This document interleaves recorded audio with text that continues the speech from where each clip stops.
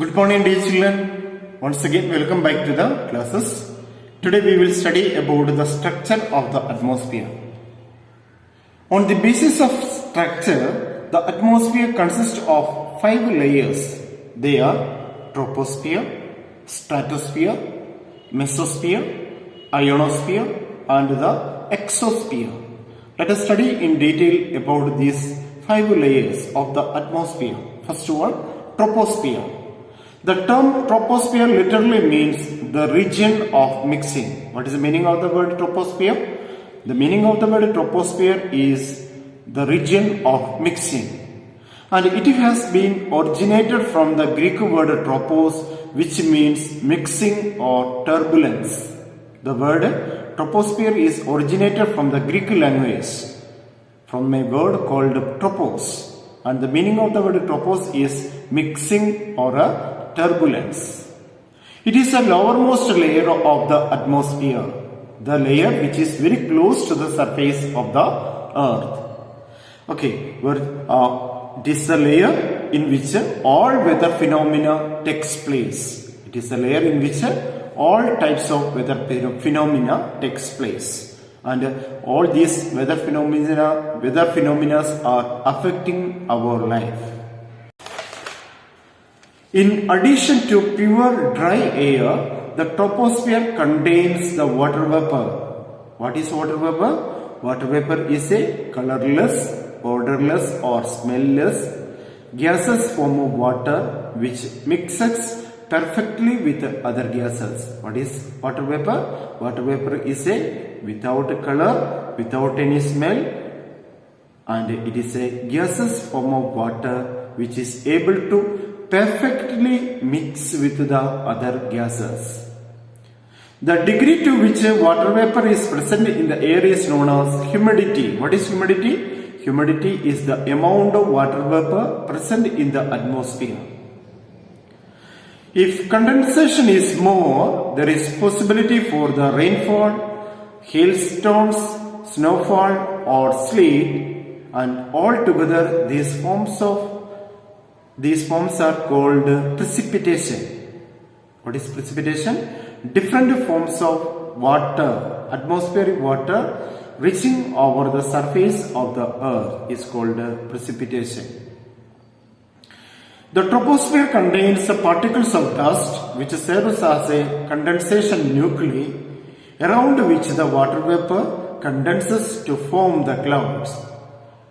The troposphere contains the dust particles, and these dust particles are acting as the condensation nuclei around which there is possibility for the condensation, and as a result of the condensation there is possibility for the formation of clouds, and the clouds will come down to the surface of the earth in the form of precipitation. What are the different forms of precipitation?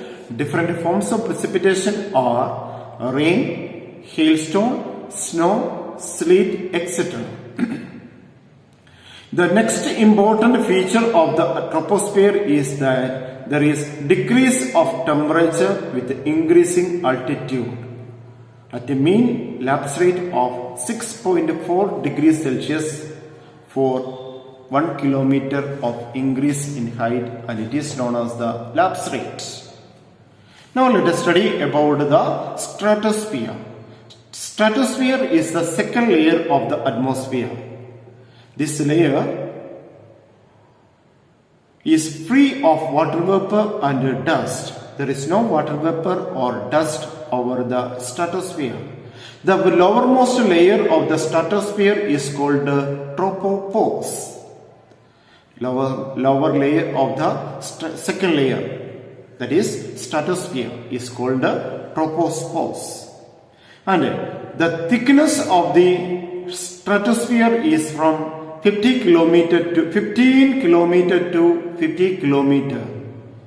between 50 degree latitude to 60 degree latitudes. In this layer, the temperature does not change with altitude. There is no possibility for the changes in temperature as the height increases. The temperature will be stable over this layer. In certain situation, there is possibility for slight increase in temperature as the height increases. No visible weather phenomena takes place in this layer.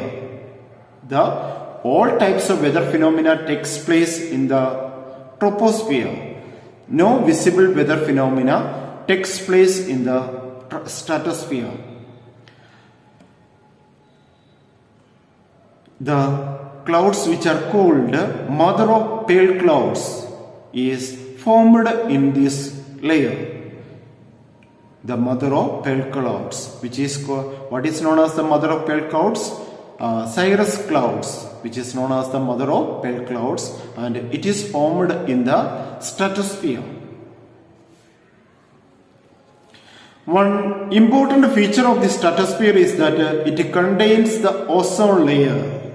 In the stratosphere, there is the ozone layer which protects our earth from the ultraviolet rays of the sun, and it is located between 20 km to 30 kilometers in the stratosphere. This region is called ozonosphere. The ozone layer protected during the past several hundred million years is now in a state of continuous damage. It is adversely affecting the existence of our life. Then the third layer, that is the mesosphere. This layer lies between 50 km to 80 km above the Earth's surface. Meteors or shooting stars are found in this layer. Then fourth layer, that is thermosphere or ionosphere. Ionosphere existing from 80 km to 450 km above the Earth's surface. In this layer, ionization, which means ionization refers to the process by which atoms are charged into ions through the removal or addition of electrons, giving them an electrical charge. This process is called ionization. Okay, and in the thermosphere, the ionization of molecules and atoms occur. That is why this layer is also known as ionosphere. Ionosphere reflects the low frequency radio waves but absorbs the medium and high frequency waves. Thus, this layer is suitable for the distance radio communication. Now let us study about the last, that is exosphere. As discussed earlier, this is the outermost layer of the atmosphere which forms the boundary of our atmosphere.